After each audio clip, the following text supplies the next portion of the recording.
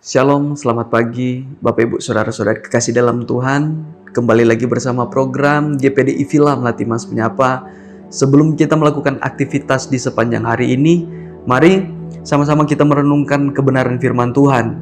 Firman Tuhan yang saya ambil dalam kitab Yosua pasal yang pertama, ayat yang pertama sampai yang ketiga. Demikian bunyi firman Tuhan. Sesudah Musa, hamba Tuhan itu mati, berfirmanlah Tuhan kepada Yosua bin Nun, abdi Musa itu demikian. Hambaku Musa telah mati, sebab itu bersiaplah sekarang, seberangilah sungai Yordan ini, engkau dan seluruh bangsa ini, menuju negeri yang akan kuberikan kepada mereka, kepada orang Israel itu. Setiap tempat yang akan diinjak oleh telapak kakimu, kuberikan kepadamu, seperti yang telah kujanjikan kepada Musa. Puji nama Tuhan. Bapak Ibu Saudara-saudara kasih dalam Tuhan, firman Tuhan pada pagi hari ini, bagaimana kita di sini berbicara tentang Yosua yang akan membawa bangsa Israel ke tanah perjanjian. Ketika Musa mati, Tuhan berfirman kepada Yosua untuk membawa bangsa Israel ke tanah perjanjian, tanah yang sudah dijanjikan Tuhan kepada mereka. Bahkan ketika Yosua membawa bangsa ini, akan ada reward yang Tuhan berikan kepada Yosua. Di ayat yang ketiga, di situ firman Tuhan katakan, setiap tempat yang akan diinjak oleh telapak kakimu, kuberikan kepadamu. Bagaimana janji Tuhan kepada Yosua bahwa dimanapun dia berada, tempat yang dia injak akan menjadi milik kepunyaannya. Nah, puji nama Tuhan Bapak Ibu Saudara-saudara kasih dalam Tuhan. Tetapi dalam ayat yang ke-6 sampai yang ke-9, ada beberapa kali Tuhan mengatakan kepada Yosua untuk tetap menguatkan dan meneguhkan hatinya.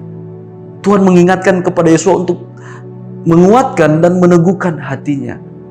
Apa yang dialami Yosua sehingga Tuhan sampai beberapa kali berfirman kepada Yosua untuk tetap menguatkan dan meneguhkan hatinya.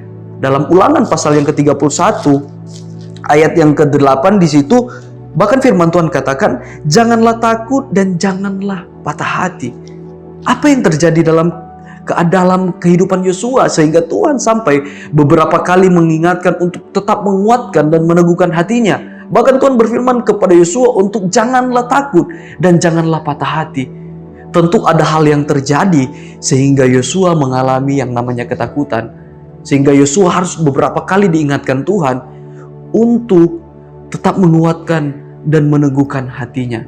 Nah, Bapak Ibu Saudara-saudara kasih dalam Tuhan, menurut Yosua dia memiliki pergumulan yang besar karena dia harus membawa bangsa Israel, bangsa yang tegar tengkuk. Bahkan seorang Musa yang dia melihat orang yang luar biasa pun sangat kesulitan untuk membawa bangsa Israel ke tanah perjanjian, untuk bisa membimbing bangsa Israel.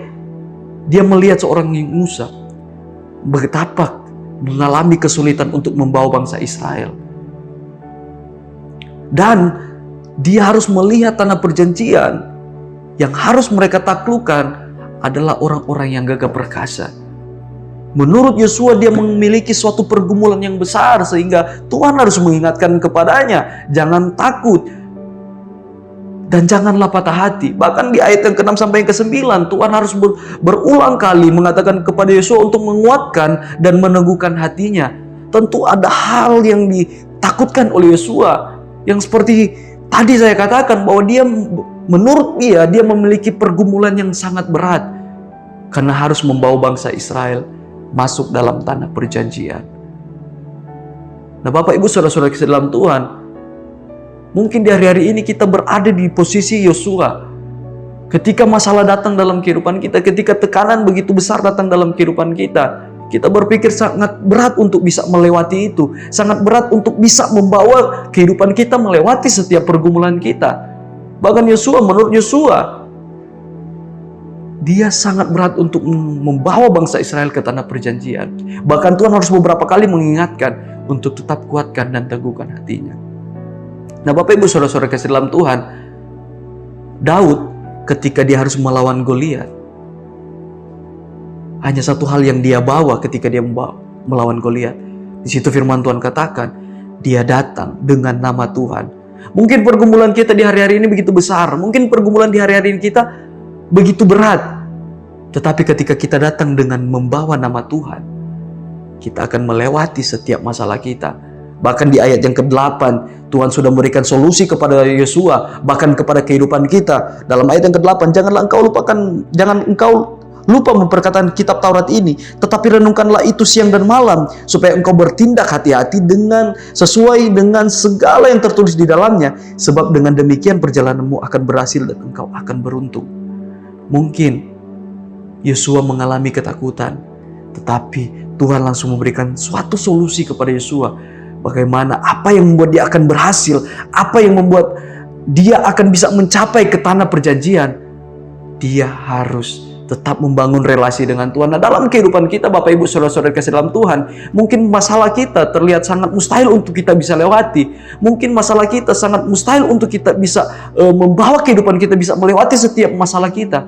Tetapi ingat, ketika kita berelasi dengan Tuhan, sesuatu yang mustahil menjadi tidak mustahil. Dalam Ulangan pasal 31 ayat yang ke-8 di situ firman Tuhan katakan, sebab Tuhan dia sendiri akan berjalan di depanmu, dia sendiri akan menyertai engkau, dia tidak akan membiarkan engkau dan tidak akan meninggalkan engkau.